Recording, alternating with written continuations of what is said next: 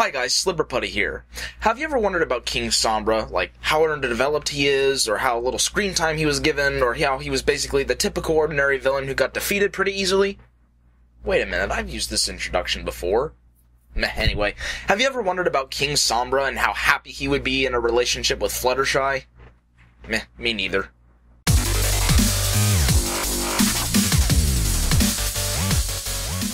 The story we'll be looking at today is Sombra and Fluttershy share a romantic dinner on vacation in the 7th Circle of Hell. Written by Wolf, it's a romance, random comedy, slice-of-life human story totaling about 4,000 words. The description reads, Sombra and Fluttershy are perfect for each other in every single conceivable way. He's a Dark Lord, and she's an adorable yellow Pegasus who is the embodiment of goodness and purity. He loves crystals and the enslavement of free ponies. She loves adorable critters. They go on a wonderful vacation.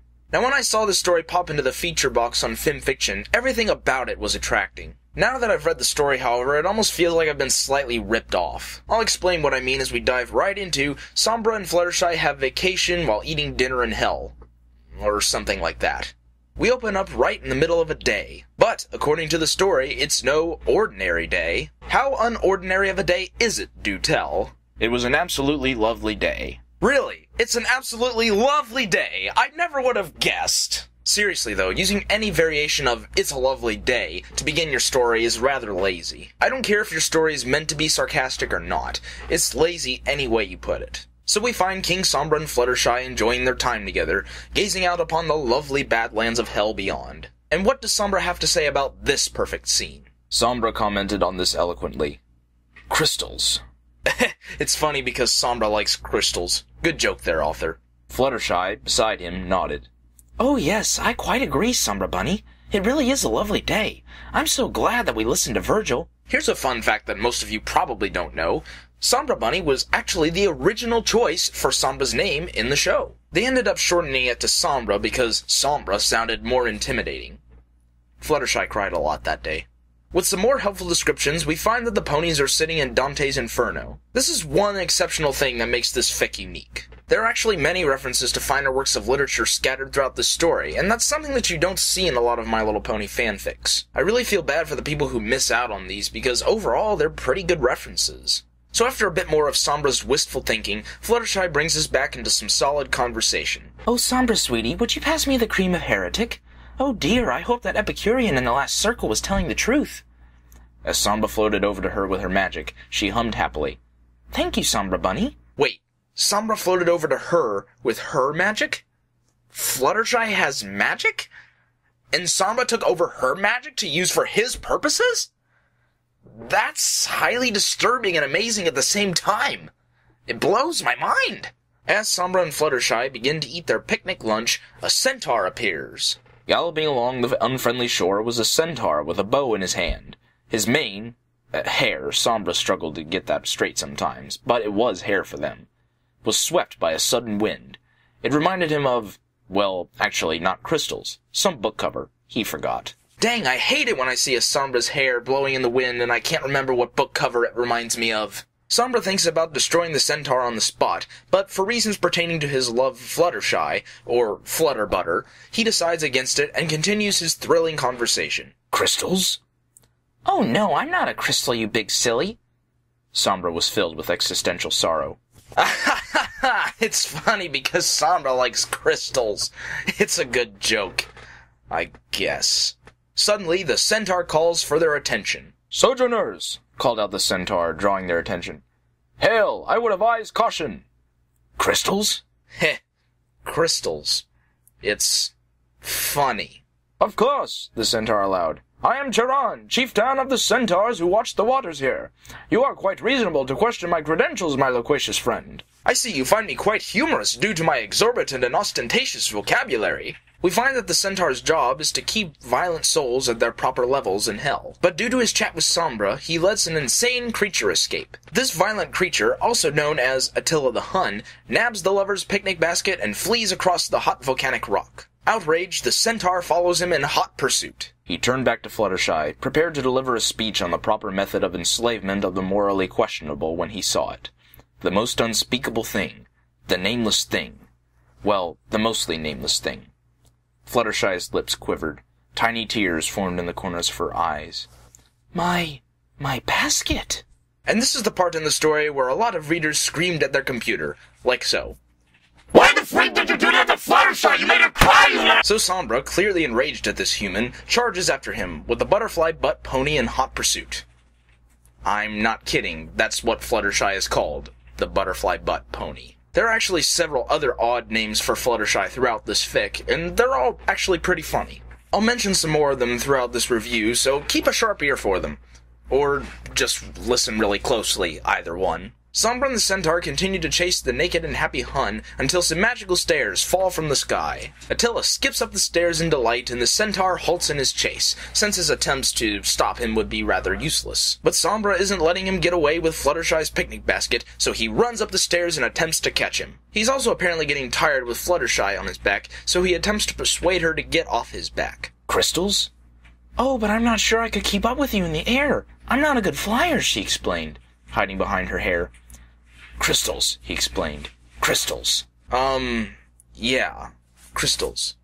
Remind me, why was this funny again? Sombra tries shooting the crazy man down with some crystals, and grazes Attila's side, stunning him a bit in the process. He goes up to finish the human for good, but Attila kicks him back down the stairs. Sombra rolled, screaming and cursing as he bounced from step to step. Yeah, crystals! Crystals! Crystals!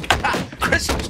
Crystals! Bruised and temporarily defeated, Sombra gives up the chase as Fluttershy lands next to him to comfort him. However, he is determined not to let this abomination of a human get away. He was mostly sure that was completely in the realm of impropriety, and he was going to have a few choice words with this interloper. Namely, slaves and crystals. He might start off with slaves this time. It was more intimidating. Look out, everyone! He might say something that he said in the actual show! Like, "That is mine!" We then cut to a scene with two ponies named Rowan Oak and Laurel Leaves, who are definitely a reference to Virgil and Dante. They walk around for a bit while the narrator spews out one-liners before Rowan notices quite an odd scene. It was at this point that Rowan Oakes' eyes lit up the most bizarre sight of a 6-foot-tall warrior of the plains, stark naked with a lunchbox in his hands, fleeing. Behind him, an impressively intimidating dark gray pony with teeth like knives and an evil aura pouring from his eyes gave chase. So basically, we're dropped right back into the chase scene with a dark pony overlord chasing a naked man. And you all thought this was a Sombra and Fluttershy ship fic. Ha! Laurel doesn't pay much attention to this odd scene, however. He's actually interested in the flying pony hovering above all this confusion. Before Rowan could open his mouth, Laurel had already begun to speak. "Oh, most honored poet, my heart threatens to undo me. Who is that Pega? Oh dear," he said, his voice faltering. Rowan heard a loud thump as he fainted and winced. Since Laurel has fainted, Rowan takes it upon himself to deliver Laurel to Fluttershy, whatever the cost, because he thinks the shipping pair would be cute, I guess. We cut back to the chase scene with Sombra and the Hun, with Fluttershy flying directly overhead. She really doesn't like this and yells at Sombra to stop the chase. "Sombra bunny!" He didn't respond, surging ahead, but she didn't mind. He was very distracted. "I hate to interrupt, but..." He still didn't respond or acknowledge her presence. This chase leads them to the river, or the Styx, where a ferryman, or fairy pony, is waiting. But don't think about that for too long, because Rowan and Laurel are on the chase too. For Fluttershy. Laurel calls out to her, trying to entice her with his enchanting words. Yes, angelic one. Please, you must know the way out from hell to fairest heaven. I am looking for... Fluttershy turned back to her Somberkins, deciding that the pony was crazy. Yes, that's always been my reaction when a stranger has expressed their love to me. Then again, it's never happened to me, so... yeah. As the chase continues, Rowan trips and crashes directly into Sombra, which sends both ponies into the river below. The fairy pony watches the whole incident and does nothing, being the jerk that she is, but Fluttershy begs her to do something. "My Sombra bunny can't swim!" The aquamarine pony blinked. "I'm terribly sorry, miss." "I can't swim well." The poor fairy pony finally connected the dots. Ah, yes, that would be problematic. Let me attempt to rectify that if you'll let me. But first let me spat out a few more lines of irrelevant poetry. So the fairy pony lifts Sombra and Rowan out of the river to safety. Apparently Attila the Hun has escaped for good this time, as we won't hear anything about him for the rest of the story. Fluttershy scolds Sombra for chasing the Hun, saying that she doesn't care about the basket, but she cares about him. Aww. But alas, Laurel arrives at the scene, desperate to win Fluttershy's heart. "My lady," the Pilgrim Earth pony said, finally reaching her. "My lady, the love of my eyes, shining... your name?" Fluttershy, she said, looking down, a bit overwhelmed. "Oh, blessed Fluttershy, how I have searched for you! Will you take me up to heaven?" This is the best dialogue in the entire story. Laurel's just so pathetically funny while he's professing his love. Fluttershy isn't fond of his love song, however, and begs Sombra to speak to her, as he got quite weary from that river incident. "Sombra Bunny, are you all right?" "Slaves. Crystals," he managed, apologizing. Also, enough with the crystals already! We had a good laugh a while ago, so please, Sombra, shut up! The romance between Sombra and Fluttershy begins to build, and that fairy pony feels like she can add to the romantic air. The aquamarine fairy pony had pulled a lyre from her copious robes and began to play a soft song. No one questioned it. She began to sing a sweet ballad of love. No one questioned her spontaneous singing, eh? Must have been one of those musical episodes. And so the romance grows. And grows. Romance was in the air. Roe and Oak stood transfixed by the lyre-playing pony. Sombra and Fluttershy leaned in for a kiss so amazing it would shatter the earth and also apparently hell. Laurel Leaves sobbed brokenly and then promptly fainted. If Attila the Hun had been there, no doubt he would have felt amorous. So Attila the Hun, the naked Attila the Hun, would have felt amorous if he had been there. That brings about some highly disturbing imagery. We then cut to Rainbow Dash riding on the Small World After All ride in some Disneyland-type park. What, it makes perfect sense to me. Turns out that Rainbow Dash, Fluttershy, and King Sombra are all in an amusement park, and they're all riding this ride because Rainbow Dash wanted to go on some scary roller coaster ride. My question is, how did we get from the scene in hell to the amusement park? We really can't tell if it was a dream that Rainbow Dash had, if the three ponies had passed through a portal, or if we simply died and came back to life. There's just no explanation, so I'm really just left hanging as to what happened. But forget it, because Fluttershy wants to justify her love for this amusement park ride. "Oh, but I'm not the only one who thinks so. Isn't that right, Sombra Bunny?" She turned to the pony next to her in the strange cart boat thing. King Sombra, former chaotic ruler of the Crystal Empire, nodded sagely. He offered a profuse, dense, and informatively passionate speech on the subject. And Sombra says, "Okay, everyone with me now. Crystals! Ah! Crystals, crystals, crystals, crystals, crystals, crystals, crystals, crystals. And that's the end of Sombra and Fluttershy, a Romantic, and other stories. And it was okay. On the one hand, it's really not that serious of a story. It's a quirky story with an amusing plot, and it knew it too. It had a few funny moments, and even threw in some references to higher works, like the Divine Comedy. You really don't see those kinds of references in My Little Pony fanfiction, let alone fanfiction of any kind. On the other hand, it can be obnoxiously annoying. Sombra's limited dialogue is just a really cheap way to get laughs, and by the end of the story, you're just groaning from this overused joke. Yeah, I realize he was parodying the limited dialogue in the actual My Little Pony show, but I still find this joke obnoxious. The story's pacing can also be annoying at times. Sometimes we cut abruptly from one scene to another, like from the chase scene to Rowan and Laurel. There's part of me that doesn't like the story, but I really can't describe why this part of me doesn't like the story. If you'll remember what I said at the beginning, I said that I kind of felt ripped off after I finished reading this. The story itself just has a great premise, but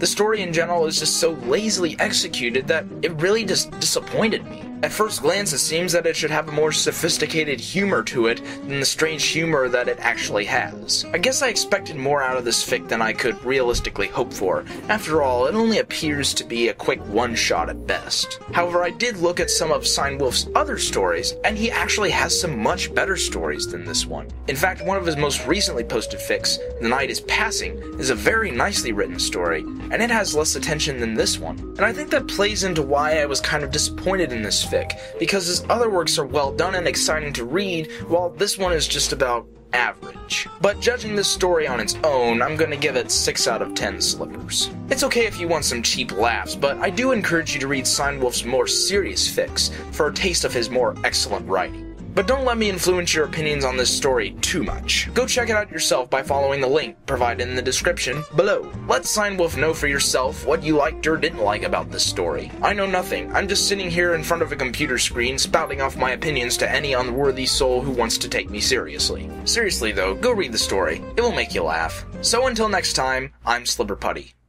Crystals. Yeah, crystals. Crystals. Crystals. Crystals. Crystals. Yeah, crystals. Crystals. Crystals. Crystals. Crystals. Yeah, crystals. Crystals. Crystals. Crystals. Crystals. Yeah, crystals. Yeah, crystals. Crystals. Crystals. Crack.